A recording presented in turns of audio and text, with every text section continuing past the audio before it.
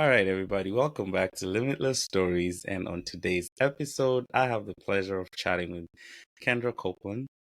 She identifies with the pronouns she, her, and she's a meditation teacher, yoga grandmaster, and a multidisciplinary artist of mixed Caribbean and Romani heritage. As a survivor of sexual violence, Kendra brings a compassionate, trauma informed, and intersectional framework to her practice. Her work strives to create safer spaces for people who experience marginalization to practice self liberation. And she is wholeheartedly dedicated to building communities of loving kindness and care. So I would love all of you to join us today as we dive into her journey exploring the role of mindfulness, fitness, and intentional relationship building in her success and uncovering lessons that shaped her along the way. So, with that being said, we introduced Kendra. We are so happy to have you on the platform. How are you doing today? Thank you so much for having me. Yeah, I'm good today. Yeah, I'm excited to be here. Nice. So, first things first, we always like to get a little background about Kendra. So, in the words herself, the intro spoke volumes, but we just want to get a glimpse of who Kendra is on a day to day. What did you do over the weekend? How do you typically spend your weekends? You know? Oh my gosh. Right now, I'm in the middle of writing like a 500-hour yoga teacher training. So ironically enough, spent my weekend hunched over a computer writing about spinal health. It was a bit counterintuitive. I remember like standing up at one point and being like, right, my own spine. So Oh, I had to readjust a little bit. yeah, we Yeah. often don't pay much attention to our backs until they're like yelling at us and they're like, hey, I exist, move me. Right, a lot of movement, right? Spinal health. What about spinal health? What did you learn about spinal health? I mean, what I was writing about was more on like just being mindful when students are moving that, people coming in with like spinal injuries and things like that shouldn't do particular postures and more stuff like that.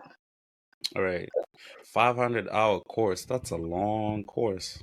Yeah. Um, and it's a lot of work and productive weekend, we can say. So, how many courses have you written that are similar to that over the years?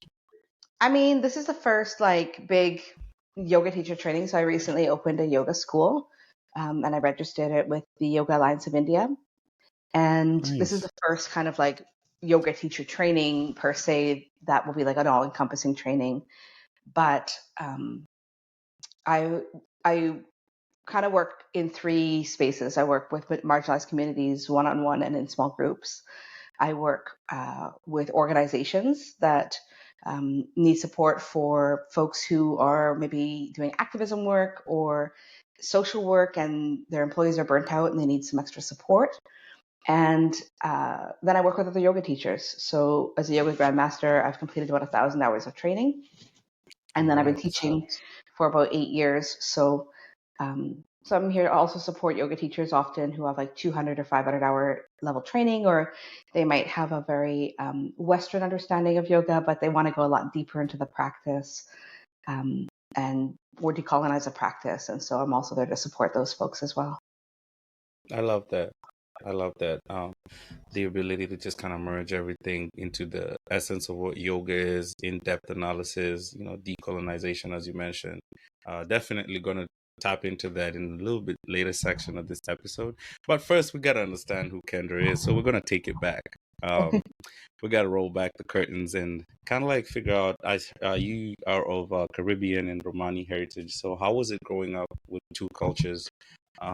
And how did that play a role in the identity of Kendra as a woman?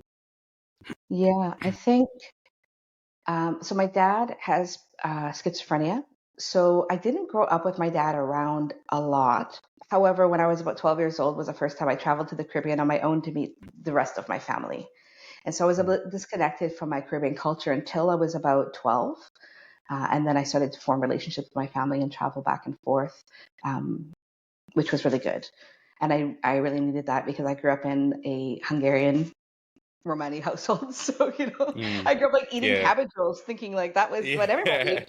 Yeah. My cultural horizons hadn't really been expanded yet. But I think being able to travel at a really young age to go meet my family overseas really inspired me to become a traveler. And so, as I grew up and went into my teens and my 20s, I did a lot of traveling, and that really also influenced how who I am today.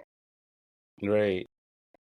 And traveling is always a big topic with every single guest that they come in. I feel like I'm the only one who wasn't traveled. So I'm glad that kind of brought in some identity into yourself. But you mentioned about growing up without having a close relationship with your dad and also like with your family in the Caribbean. How did that affect you as a person when you grew up? What kind of challenges did you encounter not having like a regular family like most people do? I mean, so my mom remarried at one point, and I was raised by my stepdad, who was a really great father. He was very involved, and I felt in a lot of ways like I did have a pretty normal childhood for that reason.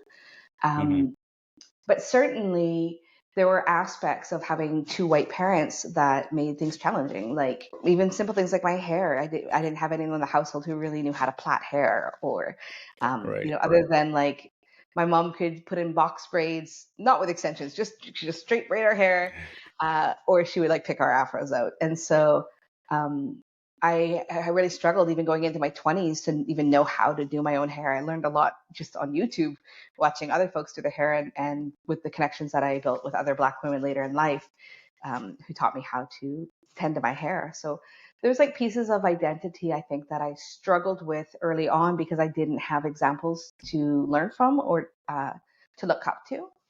And I think Mm, also it wasn't until I really moved out of my parents' home that I really had the experience of like what it is to walk through the world as a Black person.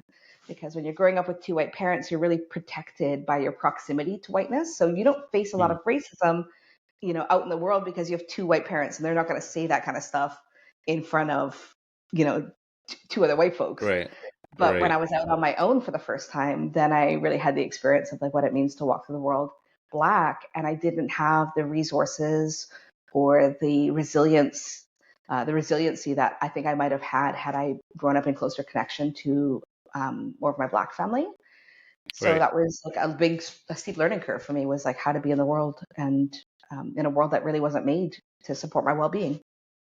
Right. Right. So in those moments where your shield is taken away in the realm of your parents, the proximity goes away when you move out.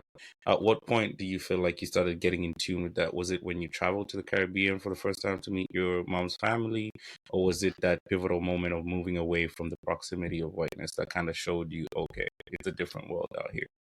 Yeah, so it's my dad's family that's in the Caribbean, and I met them when I was a kid. So that wasn't necessarily where um, I developed that resiliency. And I think, if I'm being honest, my family still has a lot of internalized white supremacy themselves, and so there's a lot of color blindness and a lot that they themselves have not had opportunities to practice. I remember going as a kid to the yacht club where my aunt worked, and I had to wait outside because like Black folks were not allowed inside if they weren't working, and that was just like a normal part of like day-to-day life. So it was still very segregated in the Caribbean at that point, as when I was a kid. And so yeah, I don't know that I necessarily learned those skill sets from them. I think part of it was like the struggle of like getting out there, not being protected, and then being like, what do I do? And the relationships I had at that point were a lot of like other white friends. I didn't have a lot of friends of color because I'd grown up in a predominantly white neighborhood.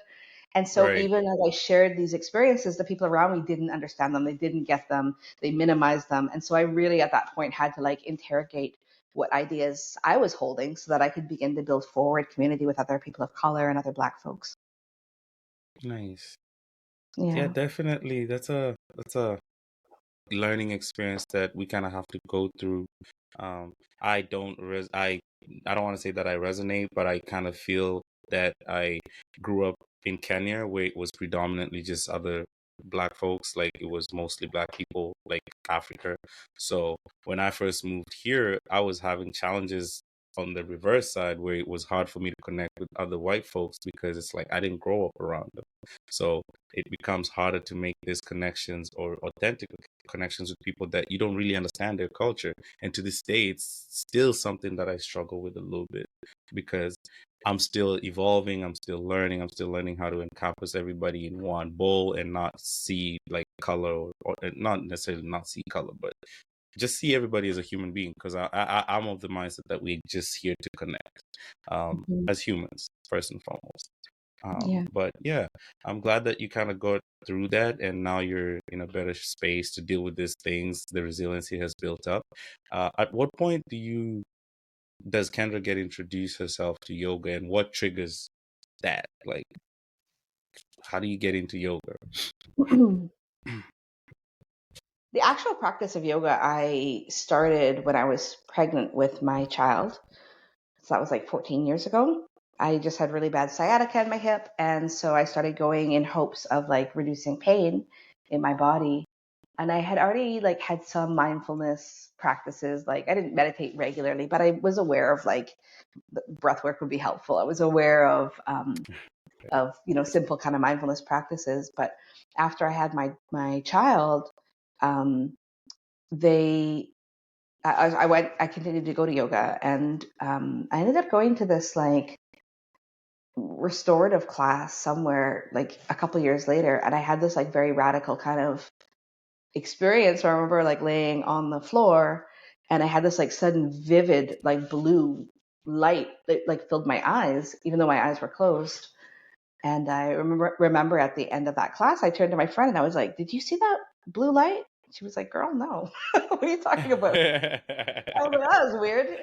Um, and I think that was like kind of the first time I really had like I had some encountered something other than just like, oh, I'm moving my body and I'm stretching and it feels good. And that was it. That was kind of the basis of my practice. But after that, I started to get more curious about what else was there and started to deepen my practice and learn to meditate. And I started going to workshops and trying to find teachers.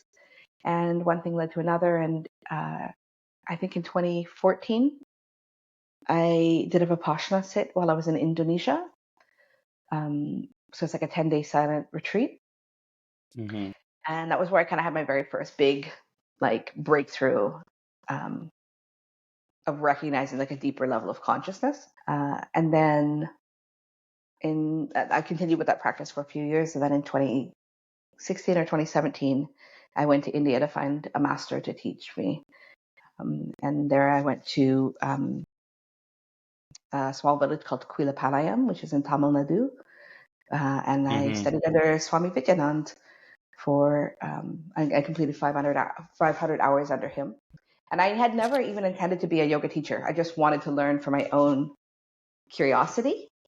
Right, right. Yeah. And then when I came back, the Me Too movement happened. And so there was a lot Hmm. of folks who were really struggling with trying to process sexual violence. And I had found that over the years, I had developed so much more resiliency and ability to regulate my emotions and move through really difficult things. And so I felt almost a responsibility at that point to begin sharing the practice. And so I started running like a yoga nidra, a meditation night for survivors of sexual violence on Main Street in Vancouver. And then I started to host a Black space as well for Black yoga. And I did those twice a week. And that's how it slowly started there. And now I'm here, even though I had There's not intended to be here. there is a lot to unpack in that segment you just mentioned, and we're gonna go sequentially, double click in each section, because I feel like each section leads to another.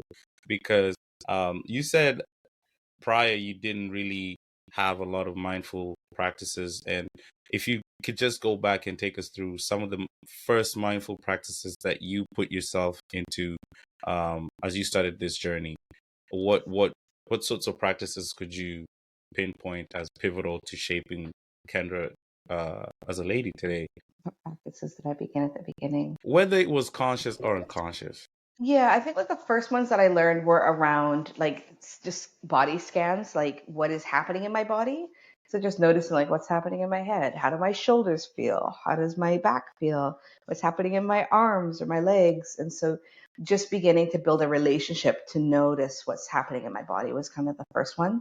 I think for a lot of survivors of sexual violence, we shut that part down because when you experience violence, it's not safe to actually be in your body. And so you disconnect because it's the best way to survive the experience. And so the practice of like coming back into my body was a slow practice of just like, how does my body feel in this moment?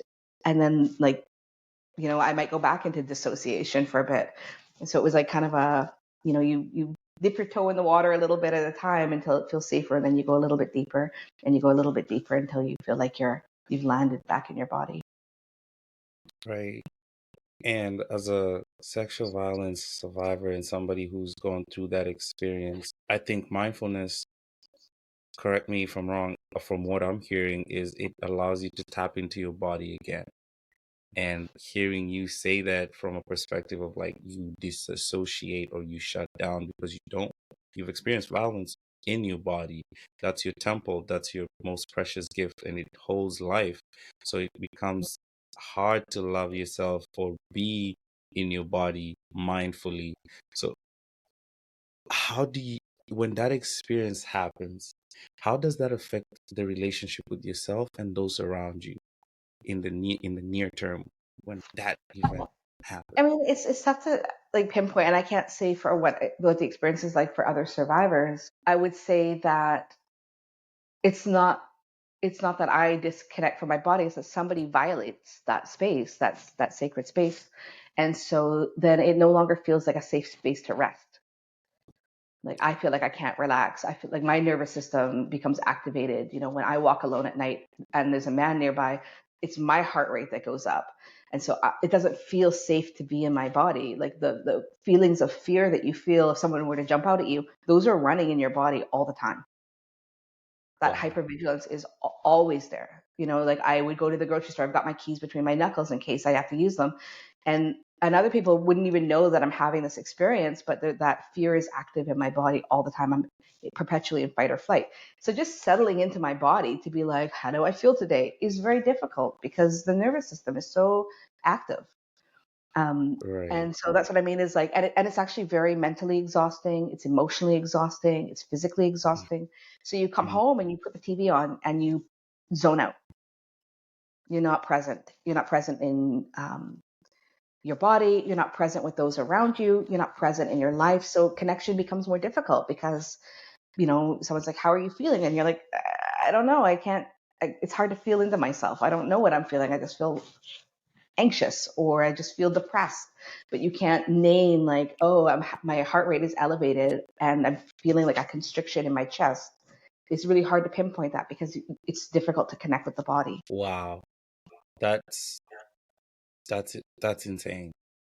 And I'm learning so much right now because as you said, like you're walking in the grocery store. If I'm just a regular dude walking next to you, I'm thinking, oh, that's another fellow black lady. Like, hey, what's up? How you doing? But Yeah. you're going through sort of like a crisis type thing. Like there's a lot that's going on to your head.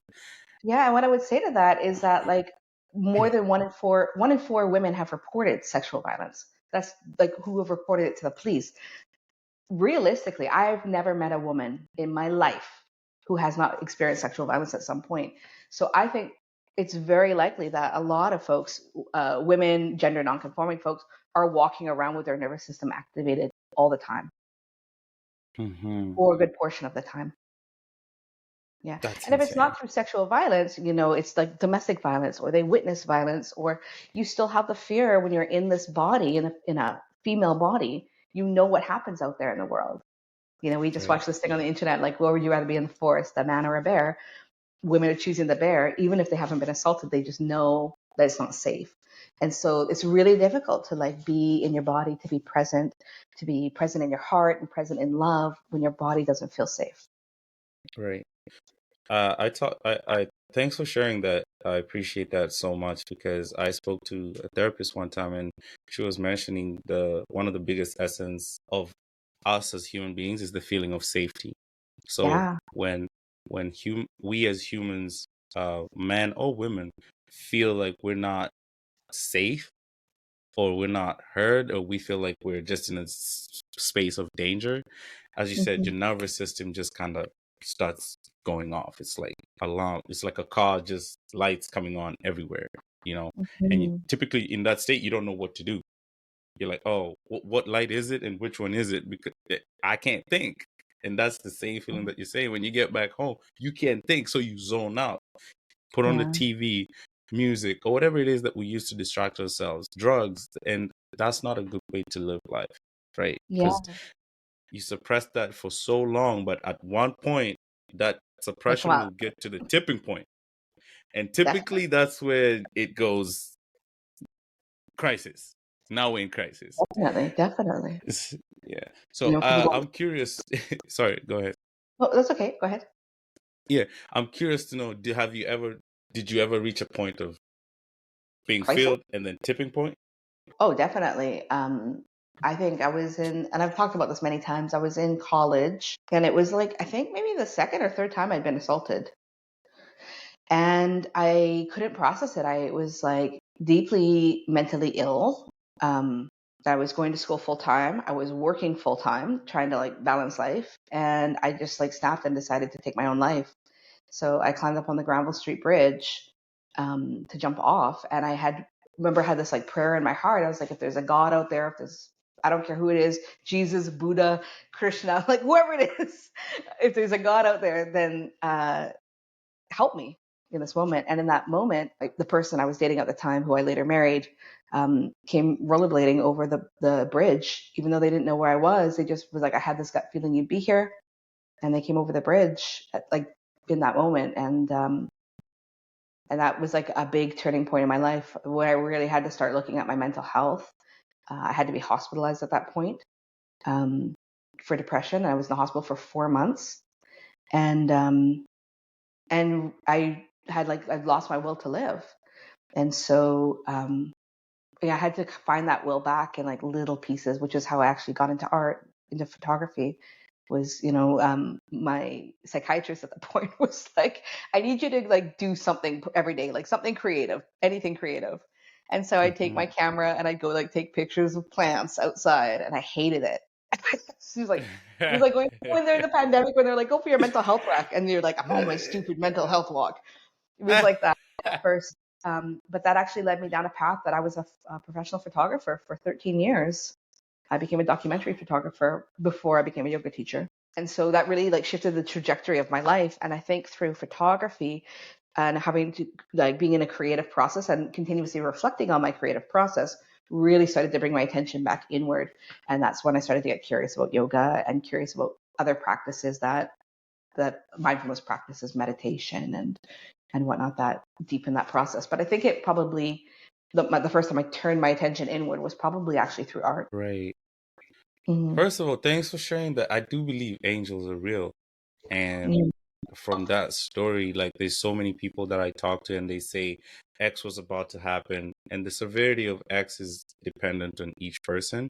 But when they Mm-hmm. say X was about to happen, when you tell me that and you said that your partner is rollerblading to come to the exact place that you're it, Mm-hmm.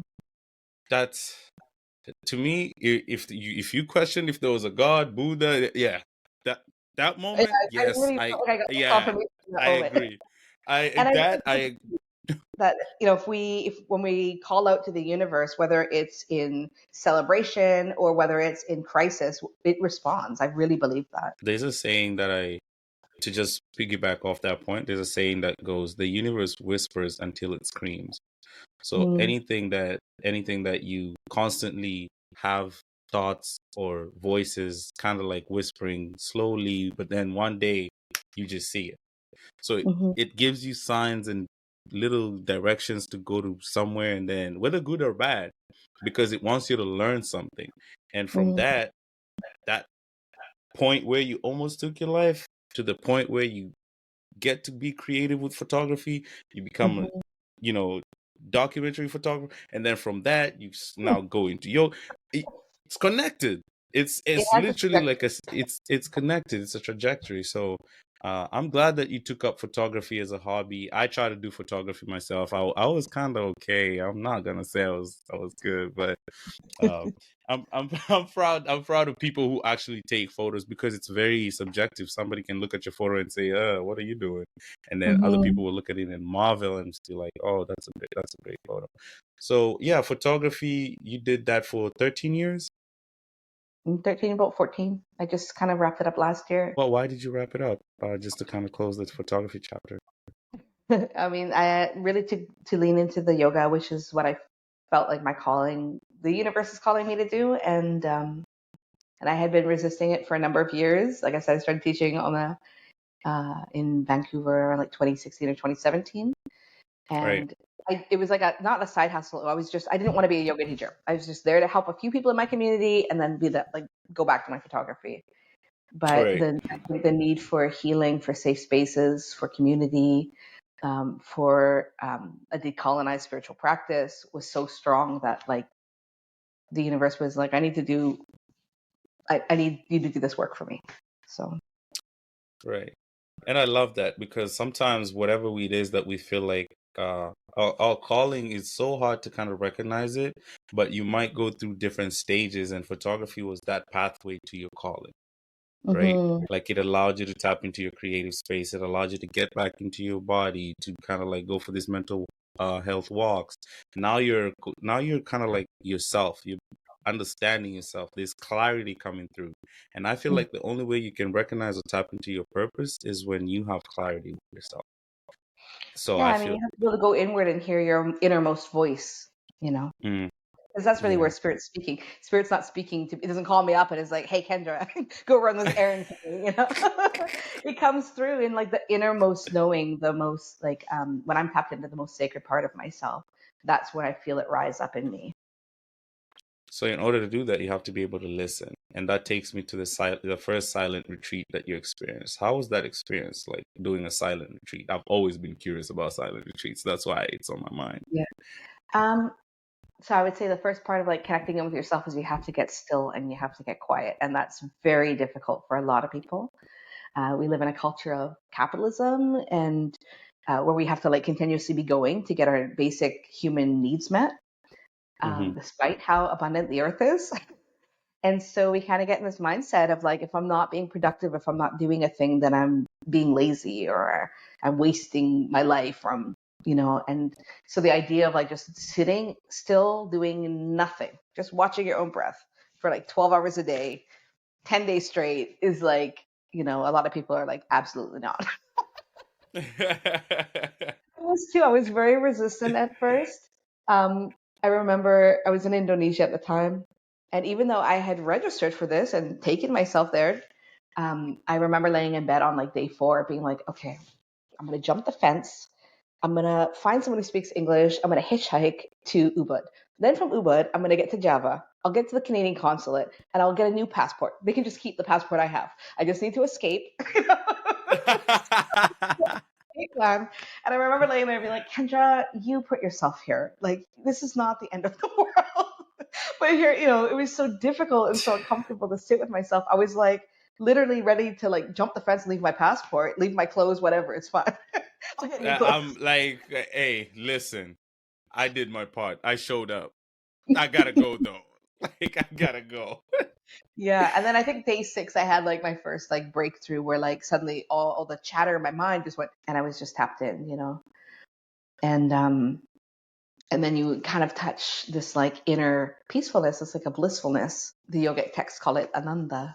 So you touch it, and then when you get a taste of it and you know it's possible and you know that you've generated it from within yourself, it doesn't come from drugs, it doesn't come from psychedelics, it doesn't come from an outside source, it doesn't come from falling in love. It's an inner joy, it's an inner Right. peacefulness, it's an inner blissfulness nobody else can give you. Once you know that's accessible to you, you want to keep going back. Right. And it's like I And could tell you 100 times about it, but until you've touched it yourself, then and it's arisen from within you, then you know what I'm talking about. right. It's like reading a theory, but then until you practice that theory, you could never understand it because just reading it in a book is not the same way as actually doing it and proving that the theory is true. So Definitely. I When I I talk I about when I yeah, go talk about ahead. this ananda or this kind of inner blissfulness, it's like trying to describe the color red to somebody who has no eyesight, who's never seen. And I'm like, well, it's kind of warm and it's got this kind of like vividness to it. And they're like, this is black. I don't have anything to even compare it to.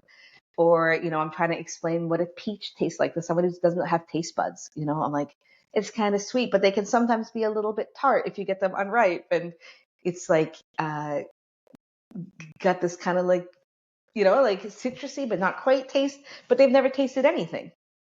Mm-hmm. So there's no thing to compare it to. So it's difficult to tell somebody this is what it's like unless they've gone in and touched it themselves. I love that. I love that. And I think I've experienced it like a couple of times. Just I'm not a deep yoga instructor, but I do my meditations, and I feel like there's moments in my life, especially at one point where I was practicing sobriety, and there was nights that I felt this inner peacefulness that I had never felt before. After month number 3, I would say, because it took a while to like reconnect with myself, so I had to face some demons and experience those feelings, and then after a while they stopped, Mm. and then I started feeling at peace with myself, and I started feeling like I know who I am. I know Greg. If you ask me who I am now, I can tell you without hesitation.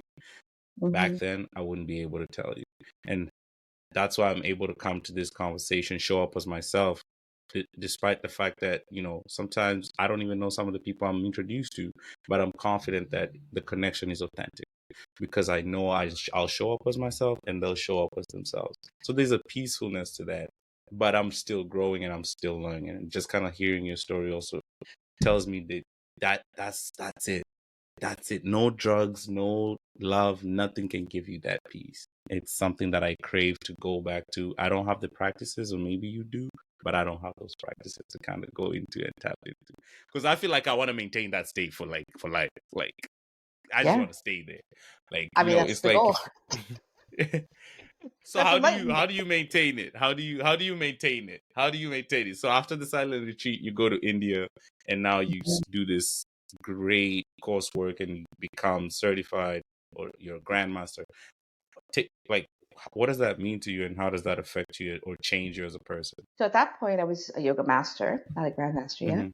And I, again, I didn't want to teach. I was just kind of teaching on the side. So I think I was learning in that moment what it means to hold space for other people and just like learning like what it really means to teach. Like I wasn't a teacher. I didn't go to school. I didn't have like a pedagogy. I didn't have like a method of teaching. You just go and you like learn the breath work, you learn the practices, but like actually transmitting those teachings to another person is its own art. So I think it took me a number of years to learn. Even once you have a deep understanding, there's kind of like layers of knowing. There's like I've heard it. I heard about meditation, so I know it exists. And then there's like I've sat down and I've practiced it, and I'm in this kind of I'm learning how to do it phase. And then there's like I'm adept at it. I know how to do it. And then there's like I intellectually and I not only intellectually understand it, but I'm embodying the practice. And then there's I'm teaching the practice to somebody else now. So there's different layers of understanding. And I think it wasn't until I started teaching that some of my own layers started to deepen. It was like I could do the practices, I was adept at them, I understood them intellectually, but I wasn't living them until I started teaching them to other people. All right. Right. Right? Because the And people would ask me questions and I would have to be like, oh yeah, how do I do that? Or what is that?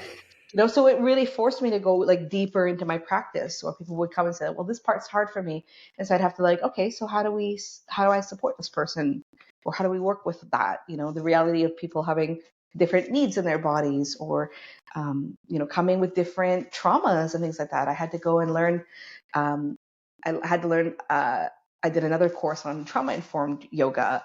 I learned nonviolent communication. I went and did a course on how to be like a suicide hotline prevention, person. So I took all of these courses so that I could support people in my community as they came forward with like different traumas or things that they were going through. And I was like, oh, I'm under resourced. I can't actually support you. So let me go out and find the resources that I need so that I can transmit these teachings, but also in a way that's going to work for you. I love that because I read somewhere the best way to learn is to teach. And by the looks of it, the way you became a great yoga teacher is by, learning and teaching. You learn by yourself and you taught to your community, which is just amazing um, in itself. So kudos to you, man. A lot of self work, a lot of a lot of taking initiative. And I think there's a lot of like just doing things for the sake of doing it and then somehow finding meaning in those things, which is kind of like a theme that I'm starting to realize all greats that I've done pods with do. Is just like, so did you mean to go to Indonesia? No, I just kind of went. Oh, Mm, wow, great. I guess it's just sometimes you just got to do it. So, but yeah, and in terms of yoga as a practice, I know the teachings have shaped you to be the person that you are. What aspect of like fitness does that come into play into your life? Like, in what ways, as an instructor, you have to do a lot of teaching and you have to do a lot of stretching? That's physical exercise in itself. So, what role as a physical fitness tool has yoga played in your life? zero, nothing. Whoa. Not at all. It's like a very strong misconception of what yoga is in the West. People look at it as an exercise practice. It's not. It's a spiritual Mm-hmm. practice, and so we look at the body as having multiple layers that we tend to. One of them is a physical layer. I eat food, and that food is converted into energy that I use to speak, to think, to walk through the world. And so if I put food in and it doesn't come back out the other end, either in expression of energy or through my food waste, then it sits in my body and it makes me sick. Mm-hmm. And so a lot of the physical practice of yoga, the asanas, the movements that we're doing, are very centered around supporting digestion and Mm. supporting systems, ways that our body naturally has to get waste energy out of the body, and to improve things like circulation, like old oxygen sitting around in your body that hasn't been exhaled back out. You have dead blood cells that are floating around that need to go out through the urine. They need to go through the kidneys and be filtered out and then urinated out. So a lot of yoga is supporting the processes that your body naturally has for removing waste, but it only tends to the physical layer. There is some overlap, but when we're talking about like emotional health, we're looking at more like pranayama. How do I regulate my nervous system through the breath? When we're talking Mm-hmm. about mental health, it's a practice of meditation. I know a ton of people who practice yoga every day and they're still assholes. So the just come for the fitness, you don't actually deepen. You have to tend to all of these layers of yourself. And if you Right. don't, if you get out of yoga class and then you start a fist fight in the parking lot, the practice is not working.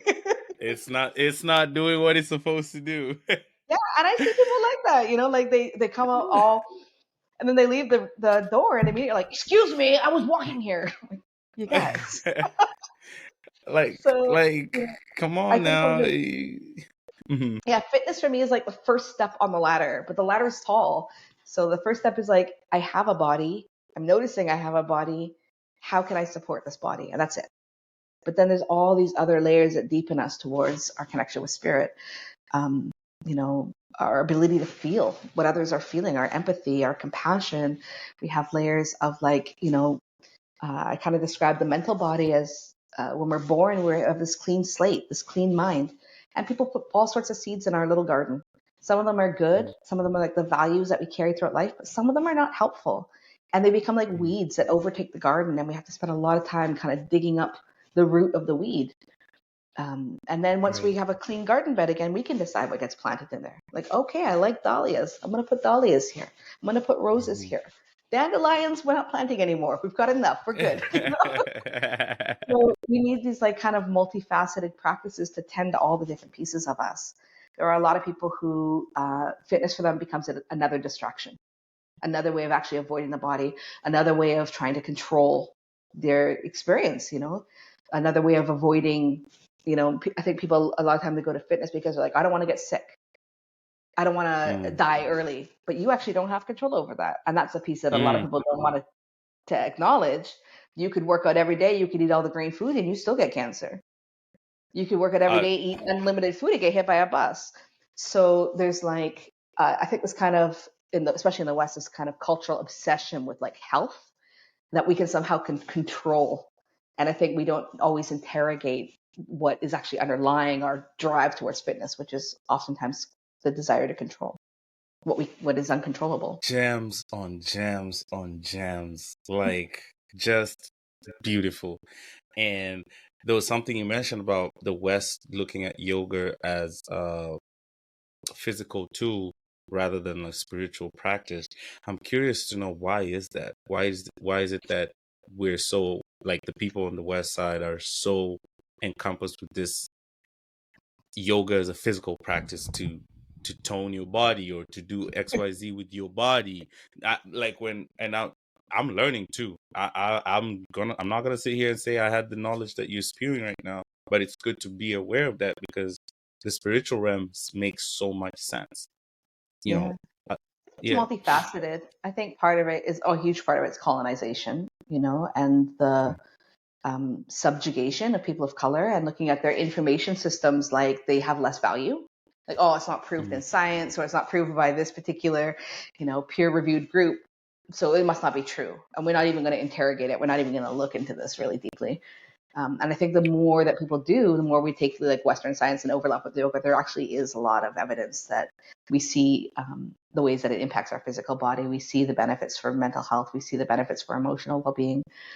We see how it builds community and helps people to get into their heart. But initially, I think there was a lot of anti-Hindu sentiment at the time that yoga began to come into the West.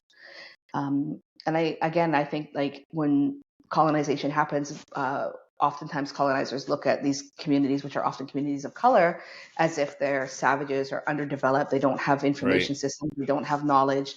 And so it gets dismissed, even though it's, 5,000-year-old practice that people have been coming into various states of consciousness for thousands of years.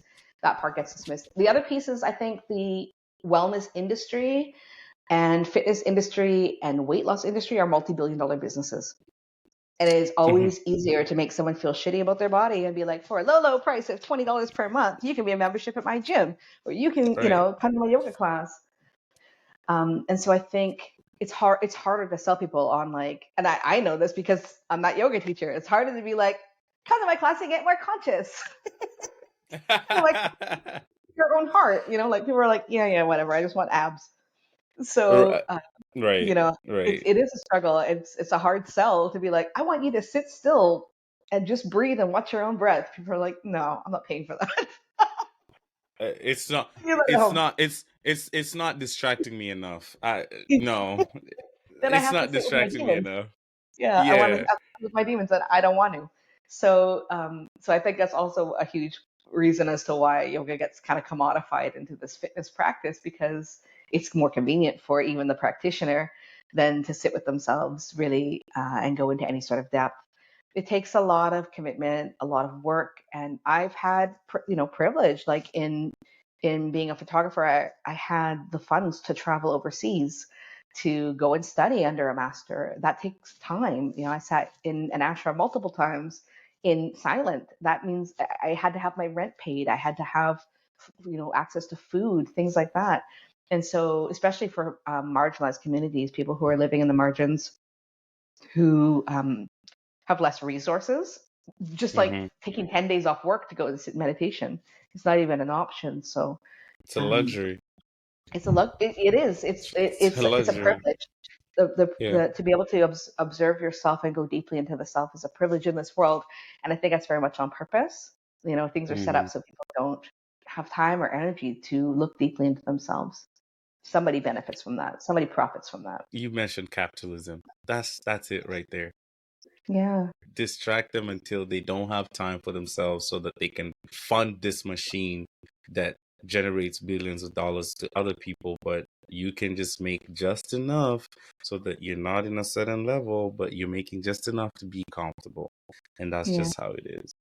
And there's one thing you touched about control and fitness, and I've always questioned that. I've always questioned my motivation to go to the gym. Why is it like, and I want to kind of learn, because like I ask myself this question all the time. Is it vanity, or is it, why do I actually go to the gym? Like, Hmm. is it to better my mental health, or is it because I want to control the uncontrollable, as you said, like long life, health. But anything can happen, as you said. I don't have control over that. Whether I lift 10 pounds or 60, it doesn't matter because some of these things are very instant and you can't tell. So like when it comes to like fitness, what's I don't know my motivation, and I'm curious to kind of view your hear your perspective on like having a wholesome approach to like a fit mind, fit body, fit soul, rather than just looking at the body and saying, yeah, this is all I'm going to focus on and this is all I'm going to do for the Mhm. fitness I mean, part of I my can't life. say. I think people all have their own reasons for working out, their own motivations, and I think what I would invite folks to do is to really interrogate what is my motivation. Is it part of I feel lazy, or that like there's a voice in your head that says, "Well, I have to because of X, Y, and Z. Oh, then I'll be fat. Then I'll be lazy. Then I'll be, I'll get sick." And so, what is the story that we're telling ourselves to motivate Mm. ourselves to go to the gym? And then, who planted that idea there? Does that come from within you, or was that something that you heard from an outside source? Did you hear it on the Interrogate news? Did you deeply. hear it from a parent? Did you hear it from a doctor? Like, where is this information coming from, or is it arising from within the core of your being? I think, Right. we used to live in more communal settings where we used to get a lot more physical activity. Like we would be farming together or we would be building homes together. And so our bodies were getting more activity and we didn't have to like dedicate time to go to the gym. And I think that as we kind of make a return to that, a return to our own heart, we're going to find we want more community. We want to spend time eating healthy food. We don't want food that's full of chemicals and things like that. And that will require that we have to grow our own food. Um, and so I think as we slowly start to cycle back towards more communal living, there will be less need eventually to go to a specific gym or space to work out because we will be using our bodies more because we will have to. I love that idea, and I got a follow-up question for that real quick because Mm-hmm. how do you see us shifting back to communal living with the in the era of social media? Because I feel like social media has sh- it's it's supposed to be social, but it's created a gap between people. Because I Mm-hmm. could talk to you on Instagram, but then have I really spent time with you to actually grab a coffee or go for a walk or do this? Because I feel like more and more people just text back and forth than spend quality time together. So I kind of parse out what is the question there is how do I the think? the shift of go like you say there's a shift that's going to go back to like communal living, which will kind of like make people go away from going to like a physical gym because now we'll be doing things together. But then I'm on the mindset like, oh, I think that's from my observation what I'm seeing is like we're going away from that because of the social media influence. Like people are not really connecting together anymore, and people are more like just texting and reaching out for this instant messages, emails, yada yada yada. So there's a disconnect in real life and there's no community, and that's why these other things are thriving, like the fitness where you have to go to a gym rather than go for walks with your friends or build houses with your friends type thing. I think I feel like hesitant to even say this, but I think that the Western society as we know it will collapse. I think that you can't have endless resource extraction. Capitalism is going to cap out at some point. You can't just cut all the trees down forever and take all the fish out of the ocean forever and pollute the sky and drive the temperature up endlessly. Like something will Hmm. break. We're going to hit the breaking point. And I think that the reality is there is a lot of corruption, a lot of greed in our in governments, not just in Canada, around the world. Everywhere there's Right, corruption. And right. so those corrupt sources are going to push back. They're going to want to keep taking more, and people will have to disconnect. We see this in like privatization of tons of resources, education, of healthcare, more and more push for those kinds of things, which means people are going to lose their access to them. And so we're going to have no other option but to depend on each other. We won't be able to depend on government structures and sources. We won't be able to just assume that those things are going to be there. And I often tell people this is like if there's an earthquake, the government even tells you you need 72 hours at least before you can expect a response. So who's going to pull you out of the rubble? It's the guy next door, regardless of their politics, regardless of their religion or their belief. It's your next door neighbor is the first person who's going to respond if your house is on fire. Mm. So I think we have like this is the time, especially in this era of like, we just saw Trump get voted back in. This is the time that we need to really spend building close knit communities of like the people who are immediately around us to start to repair some of Hmm. those relationships, and Right. also like who wants to, what are we building next? If this whole thing is inevitably going to collapse, what do we want to move towards? Because it's terrifying, but it's also thrilling. Like we get to build anything we want now.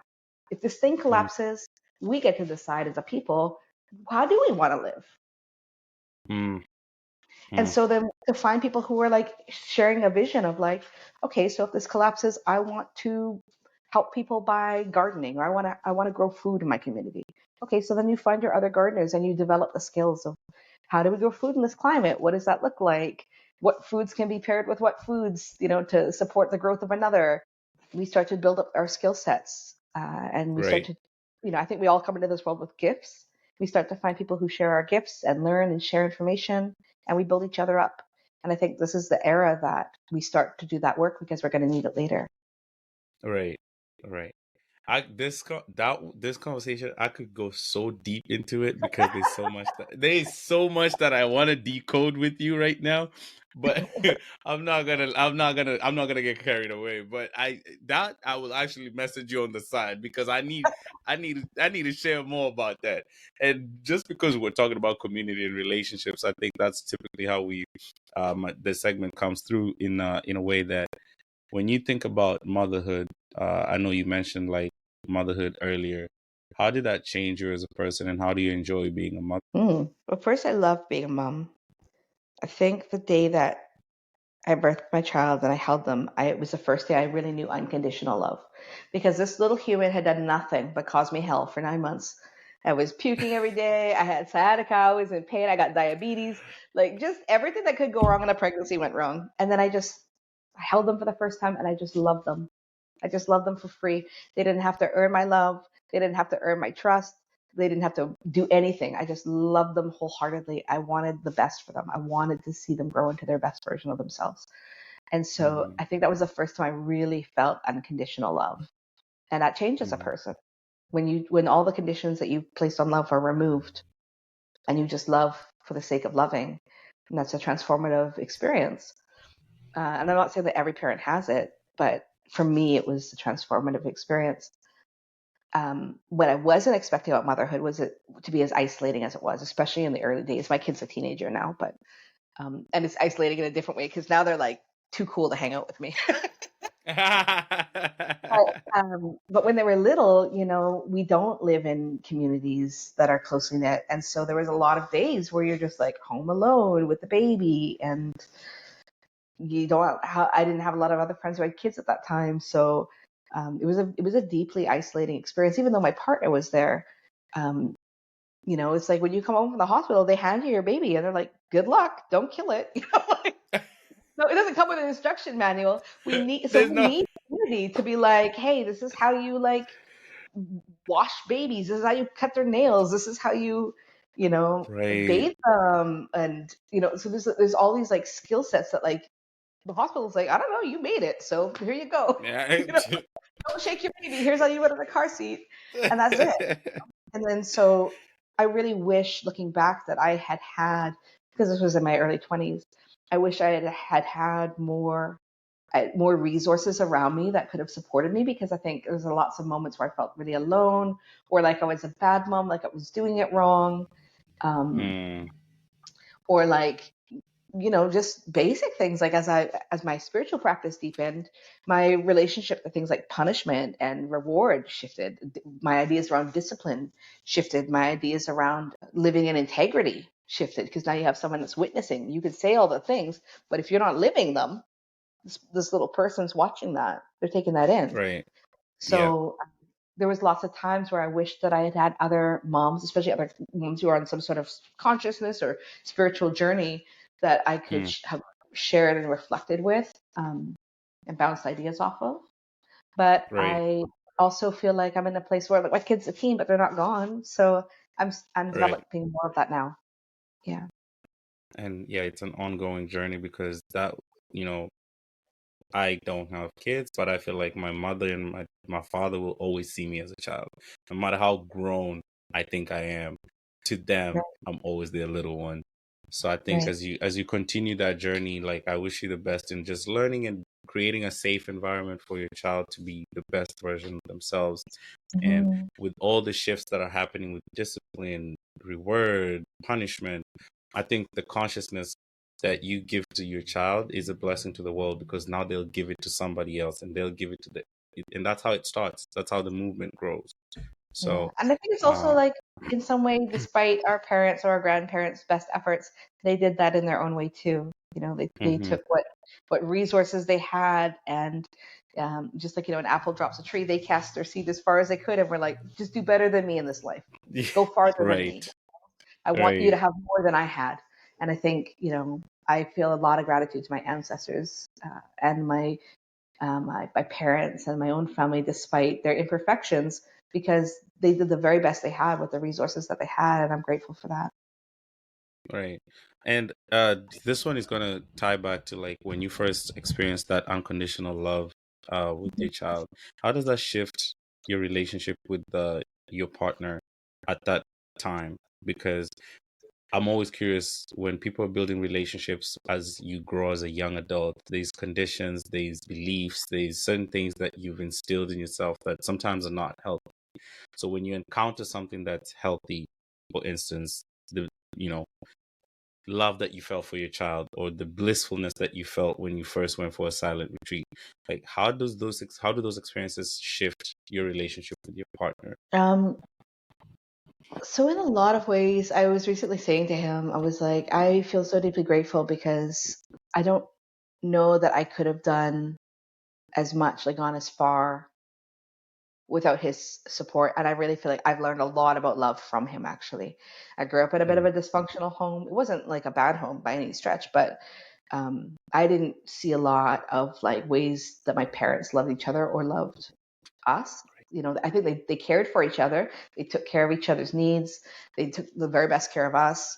But I don't know if I define love by bell hooks's definition, which is the will to extend oneself for the spiritual growth of oneself for another. So I didn't see that necessarily happen a lot in my home growing up. But my partner was always really a stable place that I could lean on. He was always like, he really would extend himself for my well-being. And so I learned a lot about how to do that for others through him. So I'm not sure if it necessarily changed my relationship to him. I think it probably deepened it in some ways. mhm. But yeah, I don't. That's a good question. I don't know. I think meditation shifted it in some ways because uh, when we go through a growth where we suddenly have this like expansion of consciousness, we have more awareness. One of the things that can happen if we aren't really mindful of like the places our ego wants to jump up is that we can become self-righteous. And so I think I went through a phase at one point where I became pretty self-righteous, like especially as I became more knowledgeable, had more wisdom, I suddenly knew the right way to do things. And I really am grateful for my partner who's deeply patient. He was like being married to the Dalai Lama, deeply patient man. Um, for just allowing me to have like my phases, whatever they look like, and for and sticking beside me regardless, because that allowed me to also reground back in and then pour into him in the ways that he had poured into me. Right. And when you say you got to a point where you got self-conscious, like how do you like regulate that to come back to a level where, okay, You mean let's self-righteous? not let's yeah, self-righteous, right? My bad. So as I said, like he really poured into me. I remember one time very early in my yoga teaching career, somebody came in and they taught the class. At the end, they said something like really ignorant and kind of racist. And I went home just like mad. I was like, I don't want to teach this person anymore. They're ignorant. They're racist. And my partner was like, of course they're ignorant, Kendra. You're the teacher. They're coming to you. And I was like, oh, right. You know, I was like, oh, my like high, my high horse, and I hadn't Right. considered like, oh yeah, they're coming to me to be more conscious. So of course they're gonna Uh, come from a less conscious place, and I wasn't being very compassionate to that reality of like, right. right. I just was like, obviously, why did they figure this out? As if I hadn't had my own journey being ignorant in my own ways that other teachers had held space for me to grow. Mm-hmm. So I really appreciate my partner, his ability to sometimes like to see me through and through as like the best parts of me and the worst parts of me. Our marriage didn't wasn't I wouldn't say it's not successful. It shifted, it changed. So we were no longer romantically together anymore. We're just good friends now. But I still really feel um, that like my relationship with him, despite how it's changed, is still one of the places I get to practice love and like in an embodied way, not just Right. like as a concept in my head of like I thought love was going to be romantic, I thought it was going to look like this, but as a daily practice, a way of living.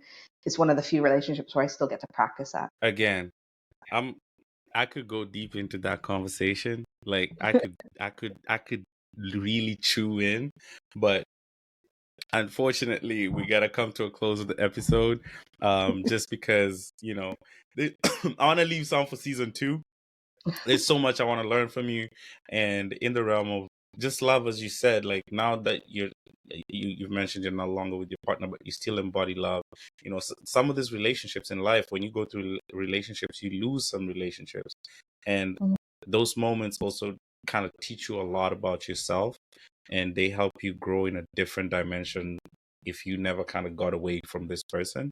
So I would love for you to decode that. If you have time, go ahead and do it. But if you don't, I'll go ahead and ask the last question. So I'm gonna let you choose. Oh, I don't even know how to answer that.